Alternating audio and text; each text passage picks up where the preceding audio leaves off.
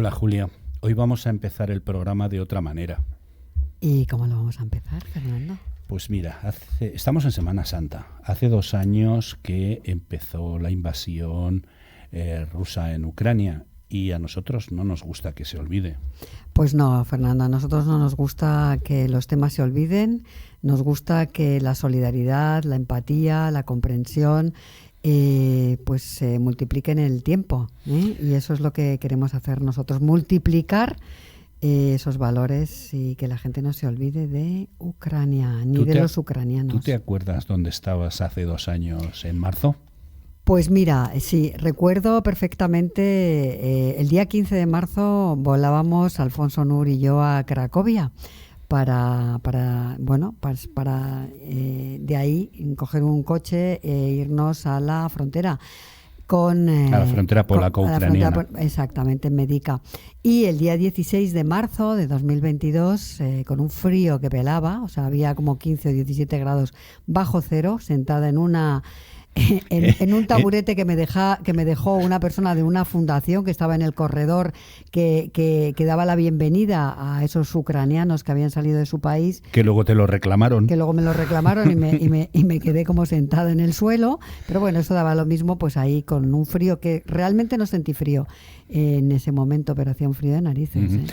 Pues hemos pensado, Julia, los dos, y queríamos decírselo a nuestros oyentes, que hoy no vamos a hacer un programa. Hoy vamos a recuperar aquel programa que hicimos contigo en la frontera polaco-ucraniana, precisamente para eso, para que no se olvide. Pues lo hacemos en homenaje y en recuerdo de todos aquellos ucranianos, ucranianas, hombres, mujeres, bueno, hombres pocos, eran sobre todo niños y mujeres y ancianos que cruzaban por Medica la frontera desde su país para abrazar una nueva vida. La verdad que fueron muy valientes, que seguro que están muchos en nuestro país y les mandamos un abrazo muy grande y que no se olvide nadie que sigue habiendo una guerra en Ucrania y muchos desplazados. Uh-huh. Sí, porque lo hablábamos la semana pasada con Silvia, de la fundación, la presidenta de la Fundación Vipeica, y nos decía eso, que los primeros días todo el mundo iba en coche, llevaban provisiones, y que un mes después se había olvidado la gente de que Ucrania estaba padeciendo ese suplicio. Un mes no, tardó un poquito más. Yo recuerdo una anécdota con un compañero nuestro, con un periodista. Bueno, he dicho un mes un poco exagerando. Con un compañero periodista de Televisión Española. Creo que era de Televisión Española, La Sexta, ahora mismo no recuerdo. Y les dije, bueno, ¿cuánto tiempo lleváis aquí? Pues nada, llevamos 10 días. ¿Y cuánto vais a estar? Y me dijo, bueno, ya sabes, Julia, que cuando esto deje de interesar y deje de aportar dinerito, pues nos repatriarán otra vez, nos llevarán a casa. Y así fue. Uh-huh. Pues hoy, sin careta de entrada siquiera, vamos a recordar aquel programa que hicimos con Julia en la frontera polaco-ucraniana, en unas condiciones precarias, pero que fue muy interesante y en el que nos acompañaron nuestro director y otra serie de gente que lo vais a ir viendo ahora. Pues nada, que lo disfrutéis y que no los olvidéis.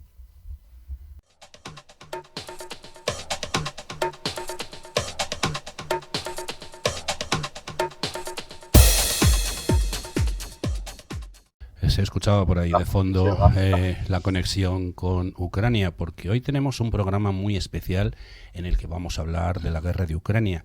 Y hoy más que nunca, Diario Salir Anoche tuve un sueño, quiere ser aquello para lo que nació. Un programa en el que la información y la formación, elaborados con sentido crítico, compromiso social y abiertos a la esperanza, tienen que mostrar esa vocación de servicio público que nos mueve. Son malos tiempos después de una pandemia que cumple 2 años y de una guerra que ya lleva 3 semanas arrasando un pacífico país como es Ucrania. Nos duele el dolor de Ucrania, los desplazados, los muertos, esos niños de la guerra y la destrucción de las ciudades que llevará décadas reconstruir. Pero como señalábamos, hoy más que nunca vamos a abordar nuestro compromiso con la información desde el optimismo. Sin embargo, no queremos dejar pasar la oportunidad de repasar la situación de esta guerra. Una guerra en la que hay un país invadido y un invasor, Putin, un dictador asesino obsesionado con el culto al cuerpo. Putin justifica la invasión de Ucrania hablando de democratizar y desnazificar Ucrania. Pero recordemos que la Rusia de Putin no es pacífica. De hecho, ya ha estado implicada en 3 guerras en Europa y se le ha consentido. Chechenia en 1999, Georgia en 2008 y Crimea y Donbass en 2014 con la anexión de estas últimas. Un nazi que pretende desnazificar un país demócrata como nunca lo ha sido Rusia. En Rusia no existe la libertad de prensa, menos en este momento, y quienes se manifiestan en contra de la guerra o escriben sobre ella sin contar la versión oficial obligatoria, corren el riesgo de pasar 15 años en la cárcel por difundir informaciones falsas. Informaciones falsas para Putin es contar la verdad y no lo que el Kremlin quiere que se cuente. Ucrania es un país que, con todas sus carencias o errores, es mucho más democrático que la Rusia de Putin, un dictador con delirios de grandeza que parece buscar la reunificación de la antigua Unión Soviética. Hemos sabido que la decisión de invadir Ucrania ya estaba tomada en el mes de enero, algo que ya avisó el presidente norteamericano Biden, pero que nadie creyó y al que acusaron por ello de alarmista.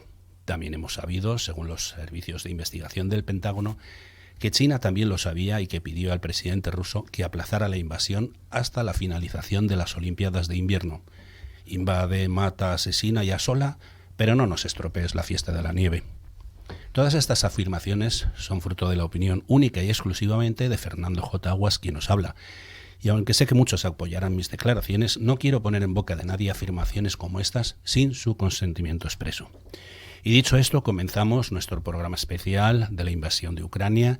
En Diario Salir, anoche tuve un sueño en Click Radio TV. Y para hablar de ello nos acompañan nuestra codirectora del programa, Julia Higueras, desde... Pues tiene un nombre impronunciable, pero Premislia parece ser que se pronuncia en castellano, para que nos hable de la situación de los refugiados ucranianos que han cruzado la frontera con Polonia. En el estudio tenemos a Luis González Hidalgo, militar retirado y exanalista de los servicios de inteligencia en el Centro Nacional de Inteligencia CNI, y a Javier Sandoval, director de Click Radio TV y que además es experto en seguridad. Contamos además con la colaboración de Nacho Martínez de la Torre, coordinador de UNICEF Madrid, con quien hablaremos de guerra e infancia, y desde Salamanca, nuestro experto en nuevas tecnologías, Álvaro Andrés, y Pablo Rodríguez Santamaría, experto en ciberseguridad, nos van a hablar de guerra cibernética y de las nuevas tecnologías usadas en conflictos militares. Hola Julia, ¿cómo estás? Hola querido Fernando, querido Javier, y también a los invitados que te acompañan ahora mismo en el estudio, como Luis González Hidalgo. Buenos días a todos. Yo ya me he levantado tan temprano, he hecho tantas cosas que me da la impresión de que es como por la tarde, aunque no he comido, pero bueno. Queridos oyentes, bienvenidos una semana más a Diario Salir. Anoche tuve un sueño, hoy desde Mediska, en directo, desde la frontera con Ucrania, la zona cero de la entrada de refugiados ucranianos a la Unión Europea. Refugiados mayoritariamente mujeres y niños que han dejado a sus maridos o a sus padres luchando en su país. Niños y mujeres que aún tienen ganas de sonreírle a la vida. Este es un programa que hacemos Fernando J. Aguas y Julia Higueras en Click, en www.clickradiotv.es, Radio Cadena Española Madrid y Castilla-La Mancha, Armonía Duero de Tordesillas, Diámetro Radio de las Islas Canarias, Turia 78 de Valencia, Radio Sur FM de Córdoba, Radio Consola de Toledo y Vicus Radio de Galicia. Hoy Ucrania no puede estar más cerca de España con este programa. Así que adelante, queridos, desde el estudio. Bueno, voy a decir que ya se nos podía ver por streaming, pero ahora ya somos también televisivos. Os recordamos que estamos en la TDT Canaria para todo el archipiélago de la mano de Diámetro TV y desde hace ya unas semanas emitimos en directo en el nuevo canal de Twitch de Click Radio TV. A todos los oyentes, televidentes y twitcheros, un cordial saludo desde Madrid. Julia, te veo que estás en unas condiciones muy precarias, pero al pie del cañón. Y se hace lo que se puede. No, y tú lo que... Hemos cogido una especie de taburete de plástico que había aquí, pues bueno, supongo que de alguna de las familias ucranianas que están refugiadas en esta en esta zona. Esta es la zona donde llegan una vez han pasado y les han permitido pasar la frontera, bueno, que a todos les permiten pasar la frontera, y es el primer lugar, ¿no? Es aquí. Aquí ya veis que hay tiendas de campaña, hace un frío pelón, y de aquí, una vez que ya están un poco organizados, se los llevan a la estación. Y en la estación de tren, que es también la zona cero de esta guerra absurda, ya los distribuyen por países. Les ponen como una especie de pulserita con un nombre y con un número, y bueno, aquí les preguntan primero a dónde quieren ir, porque hay algunos que tienen familiares en algunos países de la Unión Europea y otros que sinceramente pues no saben, les da igual. Ellos lo que han querido es salir de la guerra, lo han conseguido, aunque han dejado mayoritariamente a sus maridos o a sus padres peleando, ¿no? Y hay algunos que les da igual. Esta mañana hemos despedido a un convoy español que lo llevaba el padre Miguel de una parroquia de Vicálvaro, de Cañaveral.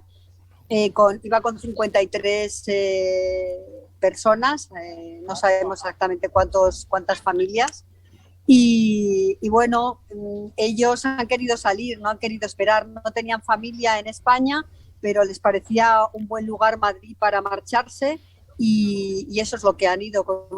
Van con una maletita bien pequeña y una mochilita donde llevan sus objetos más necesarios, sus cosas para el aseo, o bueno, si van con niños pequeños, pues los potitos de carne para darles de comer, o los biberones. Esto es lo que hemos visto esta mañana. Julia, la verdad que bastante duro. ¿Se ve organización, seguridad por allí? ¿Cómo está todo esto?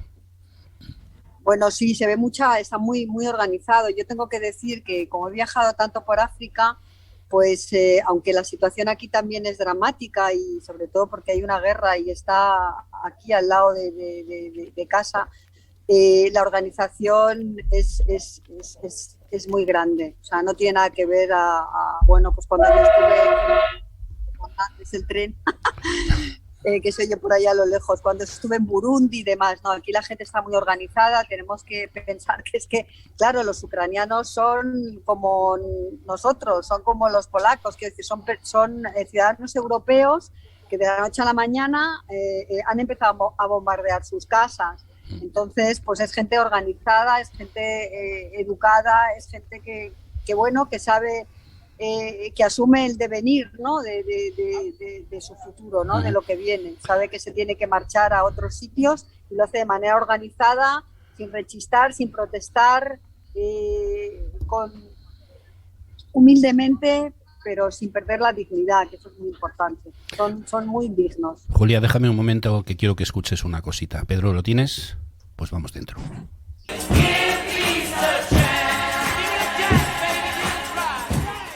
Vamos a darle una oportunidad a la paz, y para hablar contigo tenemos aquí a un señor que ya conoces sobradamente, que es el director de la emisora, que te quiere hacer una preguntita. Bueno, primero agradecerte, darte los buenos días, Julia, agradecerte que estás ahí y que estamos comunicándonos contigo. Y bueno, hay como persona de seguridad, y hoy sobre todo más que estoy con Luis aquí, te diría una cosa y te preguntaría sobre todo, has dicho que funciona, que está todo muy organizado, pero ¿se canaliza esa organización de todo el que llega allí a través de policía, militares? ¿Cómo se canaliza? Porque es difícil mantener la seguridad ahí. Hay militares, hay también mucha policía, por supuesto. No te dejan entrar, sino nosotros sí, porque bueno, ya sabéis que la prensa, pues para nosotros el acceso siempre es fácil, ¿no? Pero no dejan entrar a gente. Y bueno, hemos visto aquí en la frontera a varios coches que querían cruzar con ayuda humanitaria a Ucrania y los han devuelto, o sea, claro, no han podido cruzar. Y luego está también, hay un grupo de ¿cómo le llama? Seguridad civil, o sea, personas civiles que protección que civil nuestra sería controlar todo el tema de seguridad. Ajá. Cuando llegan, se les toma el nombre a todas las personas Ujú. y se les pregunta, como ya os he comentado, a dónde quieren ir. Se les ponen unas pulseras con sus nombres y unos números. Y luego, cuando hemos salido, por ejemplo, nosotros, había adelante un convoy que llevaba personas, no sé si iban a Bélgica o iban a Finlandia, no lo recuerdo, y la policía les ha parado, han tenido que... Oye, nos hemos quedado... Se nos ha congelado. Se nos ha congelado. Vamos a aprovechar entonces, mientras recuperamos a Julia, para presentar a la persona que nos acompaña en el estudio.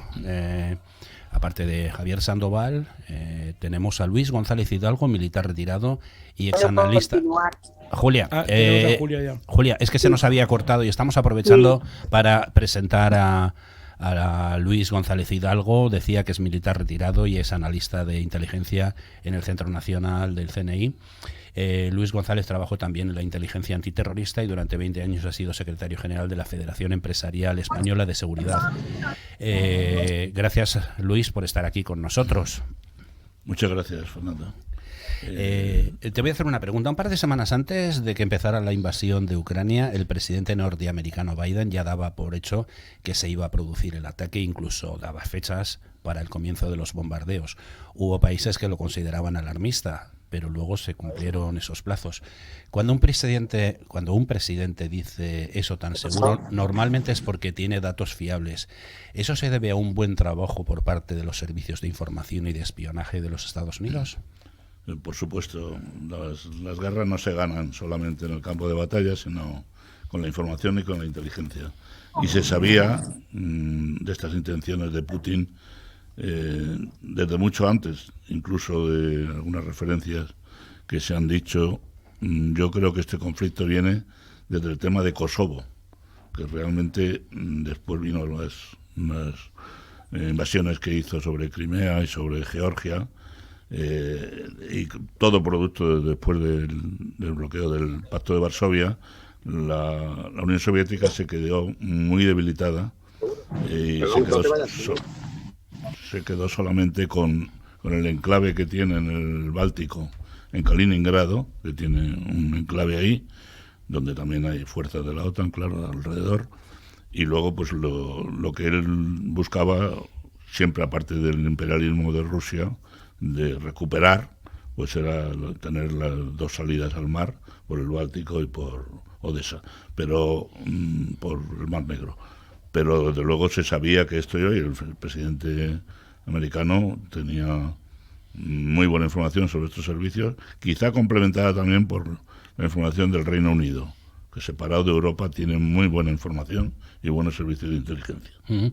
Queremos pedir disculpas a nuestros oyentes, pero queremos que entiendan que estamos en directo en la frontera con Polonia. Se meten ruidos, lo que no podemos hacer es estar cortándole el micro a nuestra compañera, porque la necesitamos estar ahí, que esté ahí. Así que disculpar cuando entren ruidos, cuando entren trenes y ese tipo de cosas. Ahora seguimos contigo, Julia, pero quiero preguntarle a Luis. ¿Crees que Putin se ha confundido en la facilidad para invadir Ucrania? Pensaba que empezaba la invasión, el desayuno, y que a la hora de la comida ya iba a haber llegado hasta el oeste de Ucrania. Estoy bromeando en cuanto al concepto, pero ¿es así? ¿Él pensaba que esto era comer y cantar? Sí, evidentemente se ha confundido y lo va a pagar gravemente. Se ha confundido porque Ucrania tampoco es cualquier país. Se está demostrando que tiene un talante y un estilo europeo, occidental, tipo Polonia o cualquiera de los países que están cerca, y él se creía que con la infiltración que habían hecho de rusos en Ucrania y tal, pues no contaba que aquello iba a ser una defensa tan fuerte. Lo planificó con un ataque tipo militar, igual que las anteriores guerras, con esa cantidad de efectivos, y evidentemente pues ha estado a lo mejor planificado de lo que iba a hacer como si fuera un paseo militar, pero le ha salido rana porque la resistencia ha sido muy grande y porque Ucrania, al margen de cómo es el estilo de sus habitantes, pues también ha estado muy apoyada, ¿eh? No yo no descarto ni mucho menos que ya estaba apoyada por Estados Unidos y los servicios de inteligencia estaban actuando allí en el sentido de apoyar al presidente actual, que no ha estado solo como aparentemente parece que sale en televisión con la misma camiseta de siempre. Sí, es verdad. Bueno, es actor y la verdad que está cuidando muchísimo también la imagen televisiva y está llegando a la gente. Es un ser que cae fenomenal a todo el mundo. Luis, ¿tú crees que ha podido haber... se le ha ido de las manos, según tú nos estás diciendo, comentaba Fernando, ¿algún fallo de inteligencia que no han controlado? Claro, quizás. Terrible, enorme, porque no ha calculado ni siquiera, si hablamos militarmente ya, no ha calculado ni siquiera la logística. Las guerras se han perdido y se perdió en la Guerra Mundial cuando las invasiones tanto de Alemania como otras siempre se ha perdido, porque si el invierno, que si la logística, que no llegan, y ha puesto una cantidad de columnas ahí enorme y no les llegaban gasolina para los carros. Claro. O sea que ha planificado una guerra militar sin tener en cuenta los medios actuales, pues que hay otros medios que no tenían necesidad de haber. Hizo una imagen de fuerza y aquello iba a ser un paseo militar. Y de paseo militar nada, porque no cabe duda que este hombre, independientemente de lo que ha dicho el presidente, de su característica de actor, pues ha llevado, ha calado en el pueblo de Ucrania. Y bueno, pues le ha salido mal y le va a seguir saliendo mal. Lo que pasa es que lo triste es que esto pueda seguir costando vidas y no tenga una solución rápida, ¿no? Habrá muchos agentes ahora mismo de campo también infiltrados, ¿no? A nivel de inteligencia. Claro. Seguramente, ¿verdad? Evidentemente. Uh-huh. Quería preguntarle a Pedro. Pedro, ¿tenemos a Nacho Martínez de UNICEF? Pues vamos a hablar con él y luego volvemos con Julia. Es que se nos... Hola. Bueno, sí, perdonadme, es que esto, como es directo, aquí pasan muchas cosas. Me han quitado la silla. Eso estaba viendo. Que un compañero de la prensa tenía que cruzar la valla donde están los refugiados y entonces ha saltado por aquí. Ahora ha venido otra persona que se va a llevar una serie de cosas y se va a llevar a gente no sé dónde. Me ha hablado mientras estabais vosotros hablando. Acaba de cruzar, está por aquí detrás. Y bueno, veréis que sacarán bultos y sacarán cosas, pues bueno, es para que sepáis que esto es un sitio que pasan cosas. Sí, sabemos que está ocurriendo porque te estábamos viendo, la gente no te ha visto porque estabas fuera de plano, pero hemos visto que te han quitado la silla, que te han levantado, que te has tenido que mover. Sabemos que esto es el directo y que estás pasando un momento pues complicado, pero gracias por ese esfuerzo que estás. No pasa nada. Yo quería hacer una pregunta, ¿sabes? Si no te importa, antes de entrar con nuestro compañero de UNICEF, me gustaría, porque he estado oyendo a Luis sobre Putin y sobre la guerra que se veía venir y todo esto. A mí me gustaría preguntarte, Luis, como persona con experiencia, ¿no? en guerras y en servicios de inteligencia. ¿Tú qué les dirías a los ucranianos y sobre todo a las ucranianas que salen de sus países con sus hijos, si hay esperanza para que esta guerra sea corta o realmente se prevé que sea una guerra larga? Porque es que yo, claro, oigo informaciones difusas. Unos dicen que va a ser larga, otros dicen que va a ser corta. Se habla de que va a haber bombas biológicas, se habla de muchísimas cosas. ¿Qué opinión nos puedes ofrecer tú?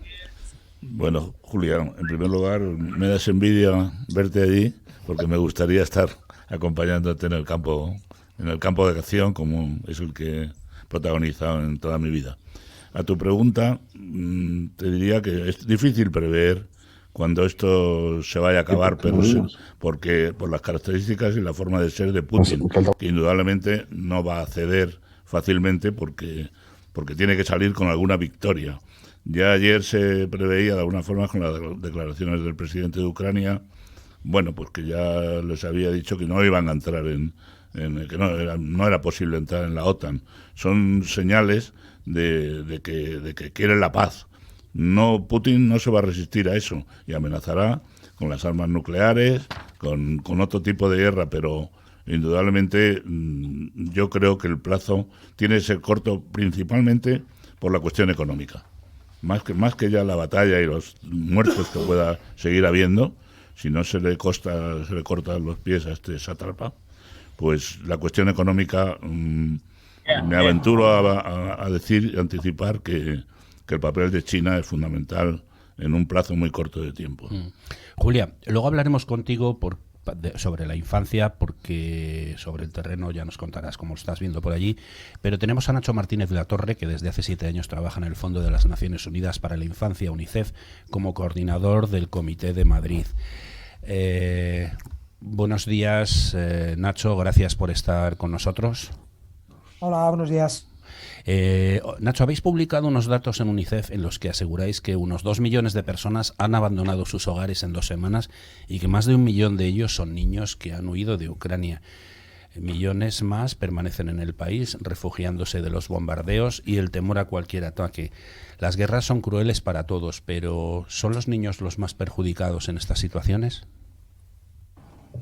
Bueno, sin duda son los más perjudicados. Nadie tiene la culpa de esta situación, pero sin duda si hay alguien más inocente que nadie son ellos. Los niños están siendo asesinados, están siendo heridos, están teniendo que vivir en circunstancias muy peligrosas que además les hacen estar expuestos a situaciones de abuso, de explotación, de trata, con lo cual pues necesitan desesperadamente seguridad, protección y atención psicosocial. Nacho, sabemos que los niños no van a olvidar nunca esta guerra, pero quizás son ellos los que mejor pasan página o prefieren mirar adelante con optimismo.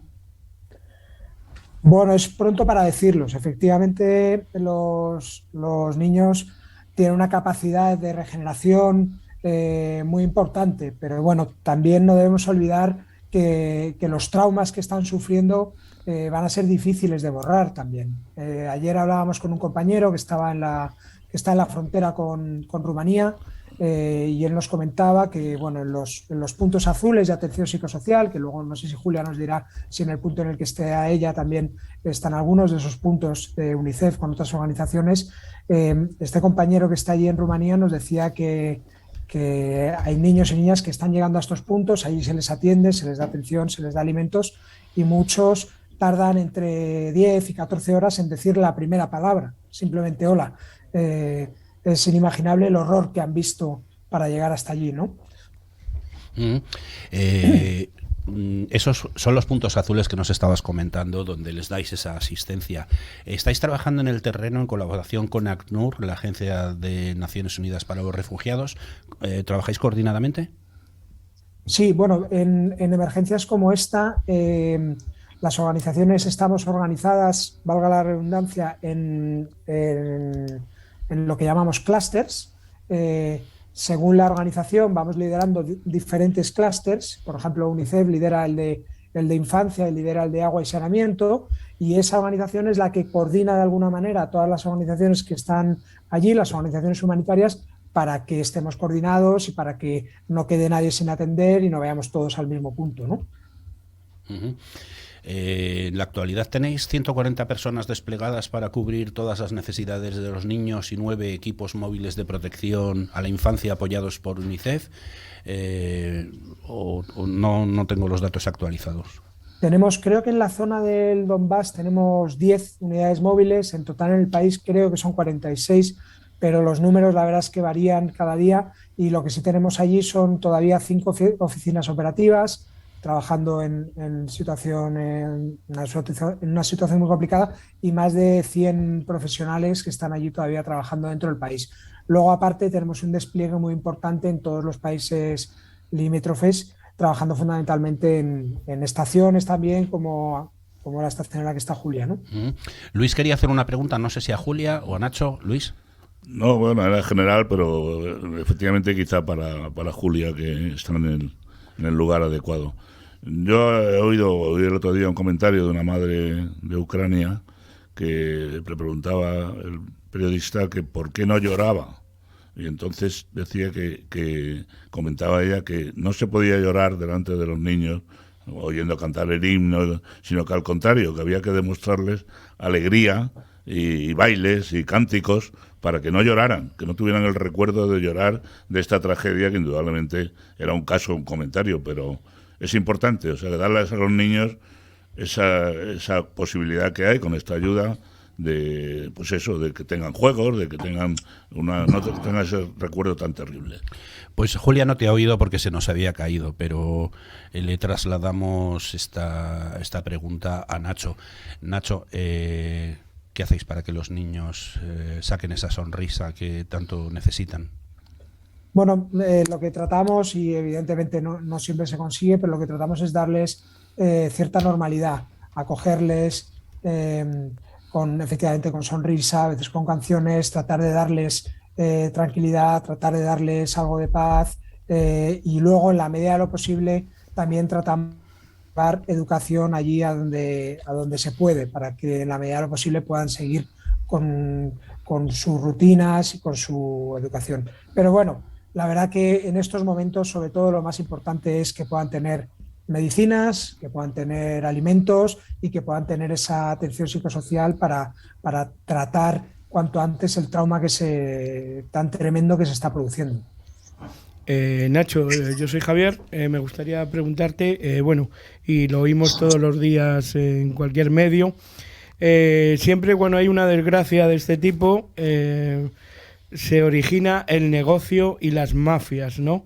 A la hora de ese tráfico de personas, niños, desde vuestro, digamos, organismo, ¿eso cómo lo podéis controlar? O lógicamente necesitaréis algún apoyo tanto oficial como a nivel militar o policial, ¿no? Pero ¿lo podéis detectar vosotros mismos o tenéis que apoyaros? Bueno, la verdad que has apuntado un punto clave. Efectivamente, desgraciadamente, en situaciones como esta, las redes de trata es donde van a cazar, digamos. Se aprovechan del caos, se aprovechan de la situación de desamparo, se aprovechan de los niños y niñas huérfanos.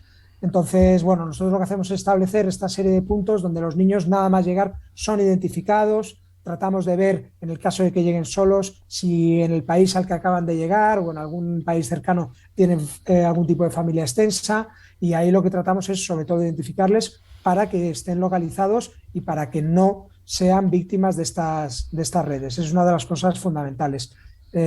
Por eso, aunque creo que es impresionante la solidaridad que se está mostrando y en especial nosotros que comparamos también con otros comités de UNICEF en todo el mundo, siempre es verdad que la solidaridad de España destaca, pues como decía, aunque es de agradecer todo tipo de gestos y todo tipo de ayuda, gente que se está acercando allí, incluso a traer familias, sí que les decimos que por favor estas cosas hay que hacerlas con mucho cuidado para que estas personas cuando lleguen aquí estén identificadas en sus embajadas, para que estos niños y niñas no sean separados de sus padres a menos que sea estrictamente necesario, y aunque sea difícil de comprender, hay casos en los que es mejor que permanezcan con su familia en estos países que solos en otros países. Hay un tema que nos interesa también, es otro problema, y eso nos va a servir luego también para dar paso a nuestros compañeros desde Salamanca, que son expertos en informática y en ciberinformática y en ciberguerras y esas cosas. Y es que en estos momentos hay quien se aprovecha de la situación organizando lo que podríamos llamar cibertimos sobre ayudas a los huidos y refugiados. A veces incluso en nombre de ONGs como la vuestra. No digo exactamente vuestro caso, sino ONGs que trabajan como vosotros. Claro. Primero vamos a verlo desde el punto de vista cibernético y luego desde la visión de la ONG. Entonces, antes de preguntarte a ti, voy a preguntar a nuestros compañeros que están en Salamanca. Buenos días, compañeros, ¿cómo estáis? No os oímos. Bueno, pues lo hacemos al contrario. Ya. ¿Nos escucháis ahora? Ahora sí. Perfectamente. ¿Y vosotros nos escucháis? Estupendamente. Decía que vamos a hablar de ciberguerra y de varias cosas más, así que para ello contamos con la ayuda y los conocimientos de nuestro experto en nuevas tecnologías, Álvaro Andrés, que hace la sección Oxígeno Digital en Diario Salir. Anoche tuve un sueño, y de Pablo Rodríguez Santamaría, experto en ciberseguridad. Están en Salamanca y desde allí nos van a hablar de guerra cibernética y de las nuevas tecnologías usadas en los conflictos militares. Buenos días, os decía, y muchas gracias por participar en este especial de la guerra de Ucrania. Ucrania. Gracias a vosotros por contar con nosotros, y como siempre. Y para que nos aclaréis, antes de hablar de ciberguerra y ese tipo de cosas, hablarnos de estos timos que se están haciendo en nombre de las ONGs, ¿cómo se pueden evitar? Pues bueno, lo primero que tenemos que tener es muchísimo cuidado cada vez que nos llegue ese tipo de información, porque claro, ahora se está jugando al despiste.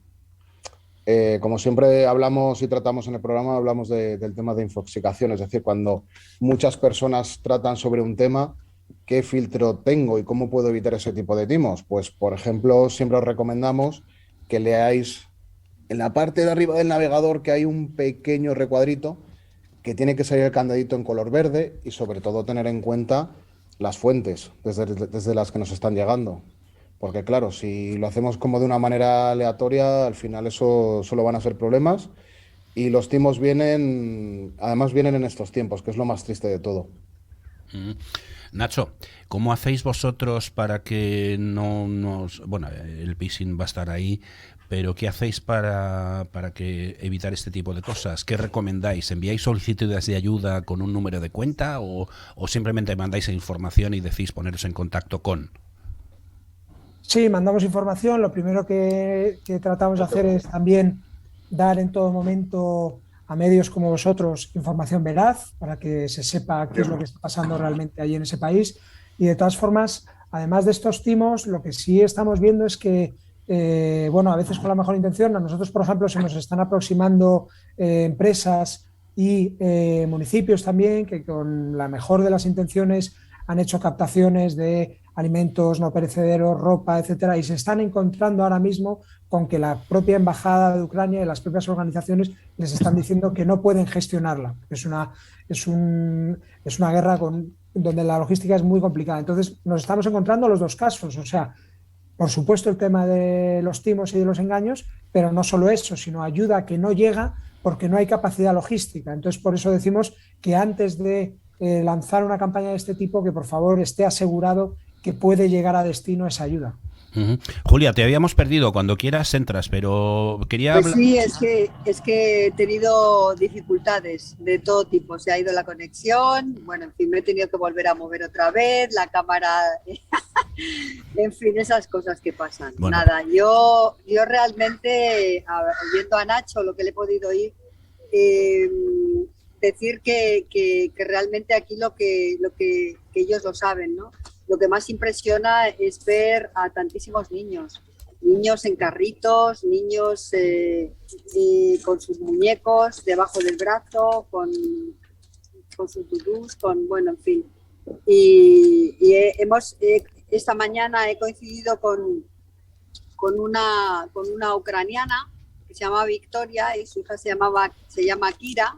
Ya están de camino a Madrid porque aquí hay muchísimos operativos desde España que han venido a recoger a gente para llevársela, como os había comentado antes, a Madrid, ¿no?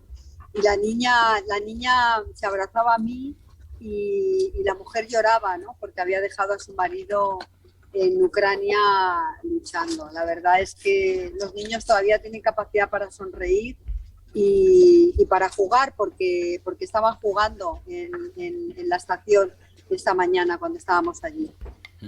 Así que bueno, la verdad que ellos no son los que crean las guerras, pero sí que son los que las sufren de verdad. Eso es una pena. Vamos a entrar ahora a hablar de cibernética y de ciberguerra, pero Javier quería hacer una pregunta, Nacho.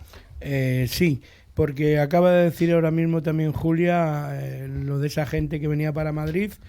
Y bueno, estamos viendo en los medios, insisto también todos estos días, gente que va con coches y que trae. Nacho, ¿eso se está controlando bien?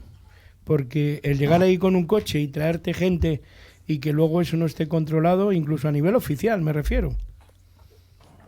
Sí, pues la verdad es que nosotros estamos haciendo ese trabajo en frontera todo lo que podemos, pero no sabemos hasta qué punto, tampoco tenemos cifras de hasta qué punto eso está controlado. Lo que sí estamos es lanzando mensajes de, por favor, toda la gente que esté trayendo población de Ucrania, que haga los pasos pertinentes y legales para que esas personas cuando lleguen aquí tengan derechos. Hay protocolos, me figuro, además, por vuestra parte hay de que actuación. agradecer a los países que están manteniendo las fronteras abiertas, hay que agradecer también las facilidades que están dando para que estas personas puedan conseguir papeles, pero si estas personas no vienen por los cauces y no vienen habiendo cumplimentado los pasos que deben hacer y esos protocolos que tú dices, se quedan sin derechos y se quedan completamente a la intemperie, ¿no?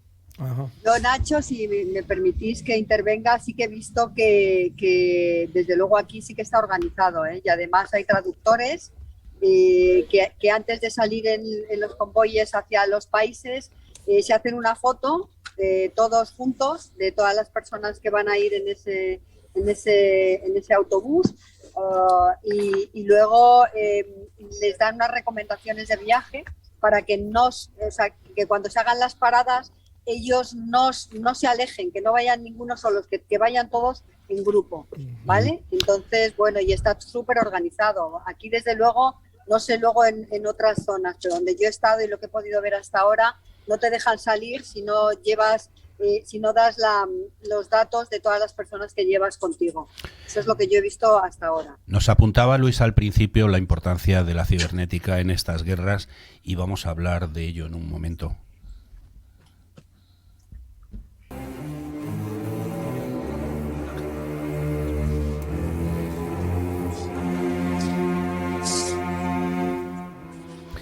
Bueno, queridos amigos, Pablo y Álvaro desde Salamanca, ¿qué se entiende por ciberguerra o guerra cibernética? Podemos considerar una ciberguerra como cualquier ataque digital que está destinado pues, a encontrar vulnerabilidades, explotarlas, ya sea para interrumpir un sistema informático de telecomunicaciones o para robar información y después poder filtrarla. Y en este caso, bueno, pues son ataques dirigidos pues entre dos países realmente. Ahora mismo la ciberguerra o la guerra cibernética ocupa un importante papel en las guerras modernas. ¿Puede ser definitorio? Sí, claro. De hecho, vamos a considerar el ciberespacio como, vamos a decir, un quinto campo de batalla. Entonces, realmente, sí que se puede decir este tema puede obstaculizar o, vamos a decir, hacer que muchas tácticas o estrategias pues realmente no se lleven a cabo. Pero se puede decir que frenar una guerra no la van a conseguir frenar. Javier. Sí, bueno, iba un poco, bueno, ellos ya sé que lógicamente las guerras cibernéticas se hacen a través siempre digitalmente de software, ordenadores y todo eso, pero quizás esta pregunta también va un poco para Luis y vosotros también si podéis contestar. Yo me figuro, Luis, que además los satélites en estos casos bueno, cumplen una labor muy importante desde el punto de vista estratégico-militar. Serían dos preguntas, una para Luis desde el punto de vista de inteligencia y otra para vosotros, hoy que se hackea todo, que todo se intenta intoxicar de alguna forma. Infoxicar. ¿Se podría manipular esos satélites? Luis, como inteligencia, el uso se está usando, me figuro, muchísimo, ¿no, Luis? Sí, sí. Podría decirte que hemos entrado en otra guerra ya distinta de lo que estábamos hablando, por supuesto, y que España creo que se está preparando a nuestro ritmo, pero creo que estará preparada tanto desde el Centro Cristológico Nacional como del INCIBE y como otras plataformas que ya están organizadas. Pero podría deciros, por ejemplo, que Francia ya ha integrado en su programa militar la quinta arma, que es el ciberespacio. Incluso ha incluido dentro de la Fuerza Aérea esta parte ya como oficial para la guerra con los satélites. O sea, se nos ha anticipado ya a que ya tiene dentro de su ejército del aire este tipo. Ya los americanos, cuando Irak, no sé si recordarás que los que usábamos GPS en temas, digamos, oficiales, teníamos un problema porque los americanos, a través de un RASAM, había desviado la posición. Cualquier posición tenía un error hasta de 300 metros, y eso en guerra es problemático, porque al final eliminar lo que no tienes que eliminar, ¿no? Los ataques cibernéticos se dirigen a lo que podríamos denominar infraestructuras críticas, tanto de Ucrania como de Rusia. Una de las estrategias de la ciberguerra es la desinformación, la manipulación y las noticias falsas para engañar a su propio pueblo y que apoyen la guerra. Al parecer Rusia está manejando con destreza lo que tú, Álvaro, denominas infoxicación. Cuéntanos qué es esto de la infoxicación y cómo lo está usando Rusia en su propio beneficio. Rusia está usando la infoxicación de una manera muy sencilla, porque lo que está haciendo es llegar información totalmente filtrada hacia su información. Esto es un avance de lo que el señor Putin denomina la Runet.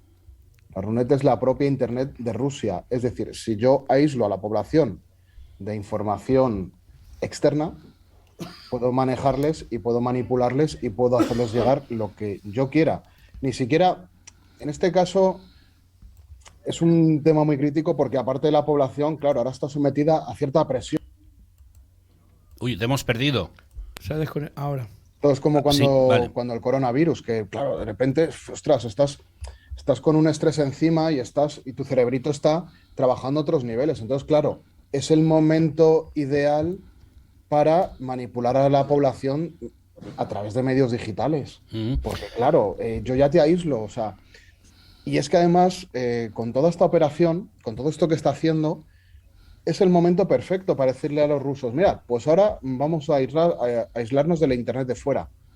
Es un poco el efecto Corea del Norte. Lo que pasa es que ahora lo puede justificar, claro.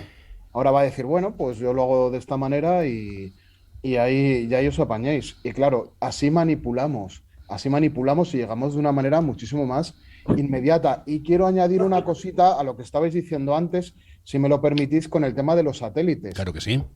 No sé si lo sabéis, bueno, el señor Putin cuando hace la guerra, o como cuando se hace cualquier guerra, eliminó objetivos estratégicos. Y lo primero que hizo es empezar a cortar las comunicaciones. Y hablando de satélites, ahora introduzco a Elon Musk, porque colocó toda su cadena de satélites encima para poder ofrecer Internet a toda la población. Y esto es muy importante, es como lo que en su día hizo Zuckerberg con África. Es decir, colocaban drones para que, claro, no aísles al pueblo. En ese sentido, es muy loable lo que ha hecho Elon Musk, porque claro, Putin, bueno, esto como ya lo tenía pensado y sabía cómo iba a manipular todos los medios y sobre todo los medios digitales, que es donde va toda la información ahora. Y bueno, gracias a toda esta estrategia que desarrolló Elon Musk con su empresa Starlink, pues han podido estar conectados y de hecho están conectados. Hablabas de Runet y parece ser que Rusia ahora mismo con esa Runet tiene capacidad técnica para soltar amarras con el ciberespacio global. El Kremlin decidiría qué se puede ver y qué no, de hecho ya lo hace, y ha bloqueado determinadas páginas y redes sociales. Los rusos no podrían acceder a páginas de fuera del país. ¿Qué puede suponer esto durante el conflicto y a medio y a largo plazo? Pues puede suponer para el pueblo ruso una desinformación absoluta. De hecho, mira, aquí voy a barrer un poco para casa. Porque claro, a ver, nosotros, los que nos dedicamos a marketing online y tecnologías, trabajamos con Google.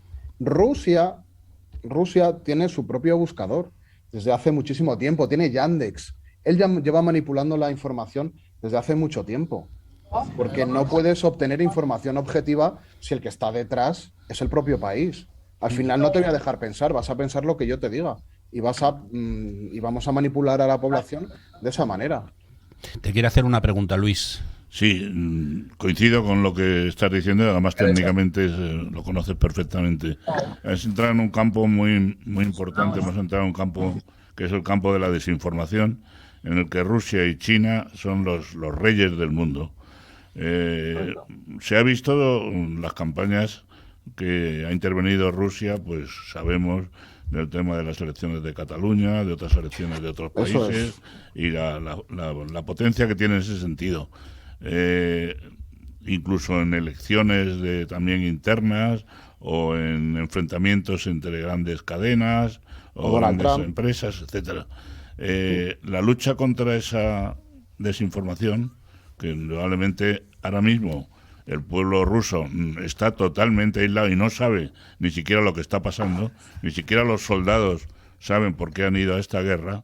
Yo tengo una pequeña experiencia de haber colaborado con alguna empresa de ciberinteligencia, que es la forma de combatir y luchar de alguna forma contra estas desinformaciones y algunas campañas que se han hecho aquí en España. Pero vamos, el campo en el que estás hablando es interesantísimo y yo creo que hay que trabajar en ello de verdad. Sí. Oye, pero... una cosita, perdona. Hay hackers como Anonymous, aunque no sé si llamarlos hackers, crackers, ahora nos lo aclaras. Parece ser que los hackers son los buenos, los crackers son los malos.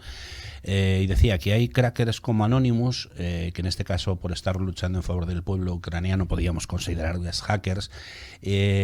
Y al parecer un ejército ucraniano de 400.000 voluntarios que están intentando hackear satélites rusos, lo que hablabais antes, de comunicaciones, y supongo que a la inversa. ¿Putin contará con otro ejército cibernético? ¿Puede la guerra ser una forma de acortar este conflicto? ¿Cómo lo veis? La guerra cibernética, me refiero. Contestando la primera pregunta, vamos a decir de que sí, en términos generales, los hackers son los buenos, los crackers son los malos, aunque realmente, vulgarmente se dice de que hackers es todo el mundo, pero bueno, hay que decir de que los dos lo que hacen es infiltrarse en sistemas ajenos. Lo que pasa es que los crackers lo hacen con actividad ilícita, es decir, realmente buscan su propio beneficio.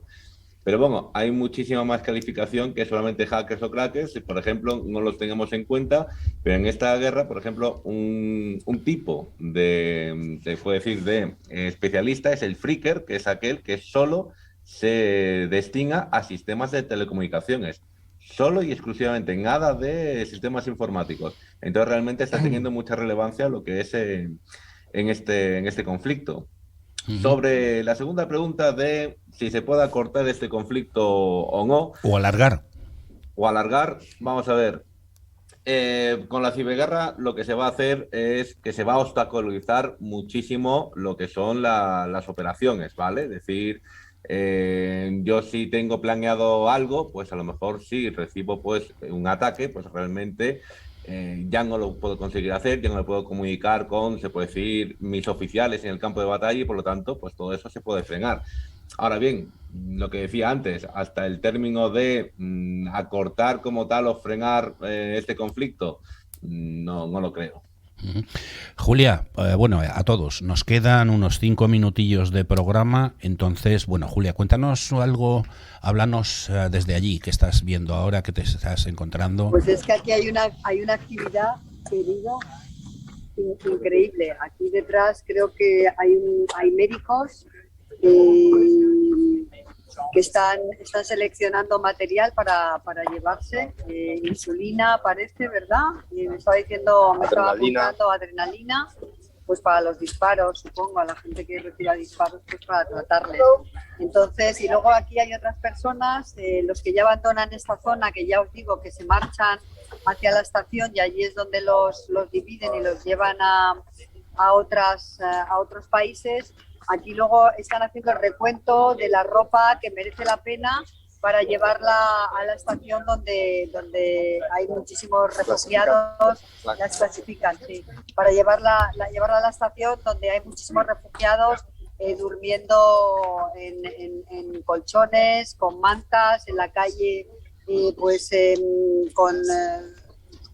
ponen astillas y madera y la queman para calentarse, porque realmente hace muchísimo frío. Aquí hay un trasiego continuo de gente que entra, salta la valla, y bueno, ahora mismo ya os digo que están los médicos haciendo selección de medicinas, ¿no? Julia, que se van a llevar. Julia, ahora volvemos contigo, pero no quiero que termine el programa sin decirle a Nacho, sin preguntarle a Nacho cómo se puede colaborar con vosotros. Bueno, pues muchas gracias para todas aquellas personas que quieran colaborar con nosotros, y la ayuda de UNICEF está llegando sobre todo, para que lo sepan, en forma de agua y saneamiento, en forma de atención psicosocial, alimentos y suministros sanitarios. Para todos ellos hay un número de Bizum que yo creo que es la manera más sencilla, que es el 11261. Lo repito, es el 11261, es un número de Bizum y a través de ahí pueden donar. Si lo prefieren hacer de otra manera, pues en la página web de UNICEF, que es unicef.es, también es muy sencillo hacerlo. Y nada, daros las gracias por darnos voz y dar las gracias también a todos los oyentes que vayan a colaborar. ¿Quieres mandarnos un último mensaje antes de que te despidamos? Bueno, nada, decir que por nuestra parte UNICEF está trabajando día y noche para salvar las vidas de estos niños y niñas y de sus familias, que agradecemos muchísimo toda la atención por parte de los medios y toda la atención por parte de las personas, las empresas y las administraciones públicas. Y nada, muchas gracias por la colaboración y gracias por este espacio. Pues muchas gracias a ti, Nacho Martínez de la Torre, coordinador del Comité de Madrid de la UNICEF. Muchas gracias. Gracias. Sí, quería decir lo que acaba de decir ahora mismo Nacho con lo del Bizum, que la gente tenga cuidado, que está habiendo ahora muchísimo engaño y que los Bizum se da al número ese y directamente entran. No nadie les llama y les dice lo que tienen que hacer y cómo tienen que hacer el Bizum. Que Pues ahí así, está el engaño. Pues así enlazamos con Salamanca. Decirnos opciones y temas para seguridad en cuanto a las aportaciones que podamos hacer a las ONGs. Nada, un poco en la línea de lo que ha dicho Nacho, tener muy claro qué número de teléfono, dónde vamos a hacer la transferencia y que la fuente siempre sea fiable. Si alguien duda, ¿vale? Si alguien duda, lo que puedes hacer es arrastrar ese número de teléfono que te han dado y pegarlo en el buscador de Google y ver a dónde pertenece esa fuente. ¿Vale? Este es un truquito que nosotros, por ejemplo, cuando damos formaciones en el máster y todo eso, pues lo que puedes hacer es asociarlo. Y de esa manera, si te sale en el primer resultado de búsqueda, esa empresa es correcto. Ese es un truco muy fácil, muy sencillo y que cualquiera puede hacer, ¿vale? Pero de verdad, tened muchísimo cuidado porque estamos viviendo una época tan difícil y a nivel digital muchas veces es muy complicado. Es complicado, para que os hagáis una idea, es complicado para nosotros.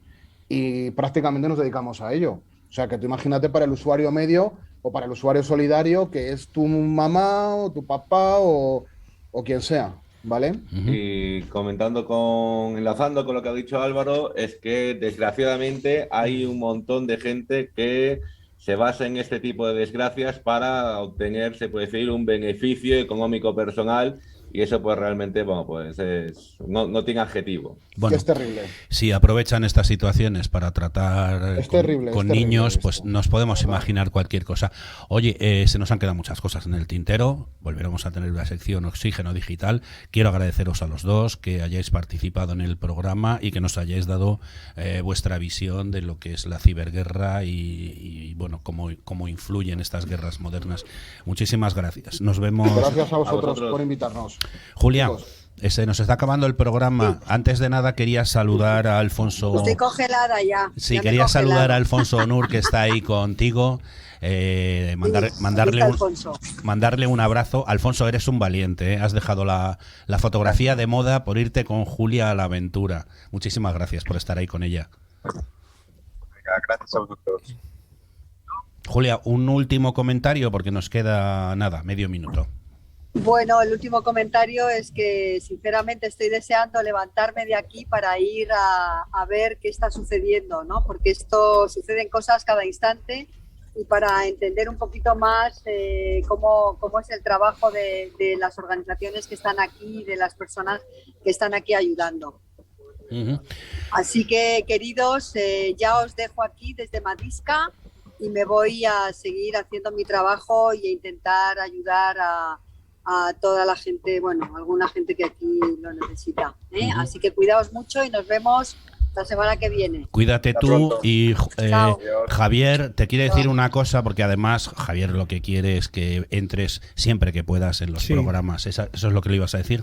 Bueno, que entres sobre todo en los programas que tenemos tanto de tertulia informativa y que nos mandes vídeos que tú creas interesantes para ayudar desde aquí a que lo conozca y se pueda difundir y la gente lo sepa. Entonces, vídeos que nos mandes, vídeos que publicaremos como programa vuestro. Alfonso, Julia, un abrazo muy fuerte, os deseo todo lo mejor en vuestra aventura, porque no deja de ser una aventura, eres una gran profesional y lo vas a hacer muy bien. Esto ha sido todo, amigos escuchantes, videntes por streaming, tedeteros, canarios y ahora también twitcheros. Se nos ha acabado el tiempo, volvemos la semana que viene. Esto fue Diario Salir. Anoche tuve un sueño, presentado y dirigido por Fernando J. Aguas y Julia Higueras, y con Pedro Rodríguez pilotando la nave radiofónica y televisiva. Hoy nos han acompañado mi queridísima amiga, codirectora del programa, Julia Higueras. También el apellido, tío.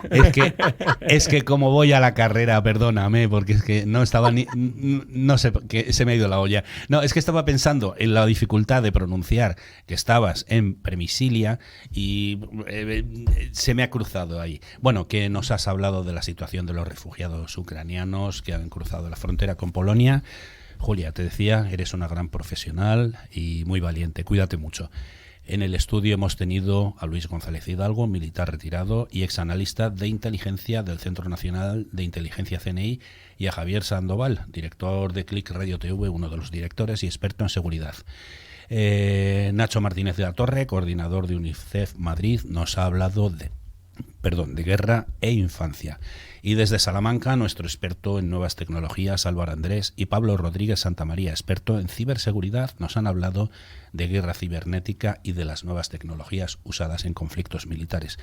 Diario Salir. Anoche tuve un sueño se emite desde clickradiotv.es y también nos podéis escuchar en Radio Cadena Española Madrid y Castilla-La Mancha, Armonía Duero de Tordesillas, Diámetro Radio de las Islas Canarias, Turia 78 de Valencia, Radio Sur FM de Córdoba, Radio Consuegra de Toledo y Vicus Radio de Galicia. Como os decíamos, también en Diámetro TV para todo el archipiélago canario y en el nuevo Twitch de Click Radio TV.